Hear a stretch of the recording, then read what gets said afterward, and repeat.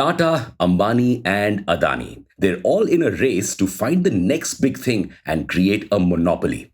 Be it the power sector or quick commerce delivery, the battle of the three conglomerates is turning out to be more interesting than an India Pakistan match. And their new battleground is diagnostics. Why? Read On. Welcome back to Revolution Read On, a daily podcast where we break down one story from the world of business and finance. Click on the subscribe button to never miss an update from us. Here's your story for today. The diagnostic space is all set to take off, with its market size set to reach $20 billion by 2026. And where there's money, there's Tata, Ambani, and Adani, with Tata 1mg, Reliance Life Sciences, and Adani Health Ventures. But it's not just them. Pharmaceutical companies like Lupin and Torrent are also entering this space. Even PharmEasy acquired diagnostics chain Thyrocare for 4,546 crore rupees in 2021. That's not all. Traditional diagnostics players like Dr. Lal Path Labs are making acquisitions worth crores to penetrate deeper in the diagnostics market. But what exactly is driving the growth of the diagnostics market? COVID. Huh? When COVID entered our lives, all of us rushed to get COVID tests. Not once, but anytime we felt sick. This increased profits of the traditional diagnostics players, helping them expand their businesses. But isn't COVID gone now? So why the continued interest in diagnostics? Well, COVID fundamentally changed our lives. The fear it induced in our hearts made us all acutely aware of how important it is to take care of our health. It is this fear that is fueling the diagnostics industry. Plus, this market is massively underpenetrated. Why? First, 74% of the whole diagnostics market is limited to urban areas. So there's significant scope to expand diagnostics labs in rural India. Even in urban areas, people are not keen on taking diagnostic tests. But after COVID, tests are going to increase, especially wellness tests. What are those? So we generally have two kinds of tests. Sickness tests, to identify a disease like typhoid or malaria.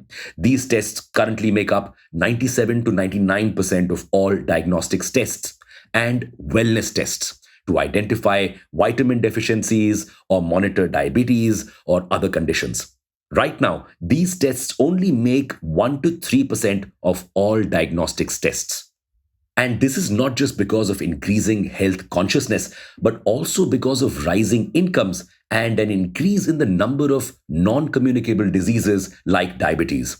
But these can't be the only reasons for all the biggies to enter this space, no.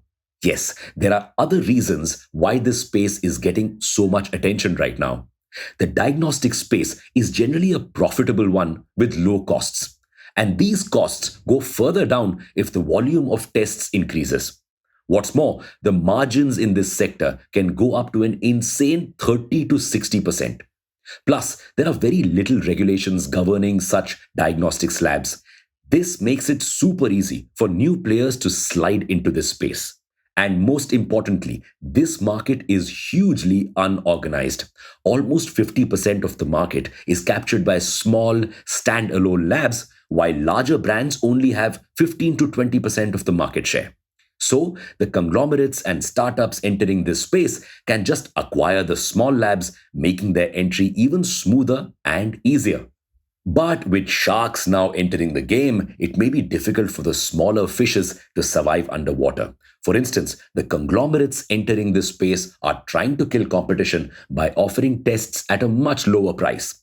A kidney test with 1mg costs as low as 120 rupees, while the same test with Metropolis costs 1050 rupees. They can afford to do this because, first, margins are high, and second, they have money to burn.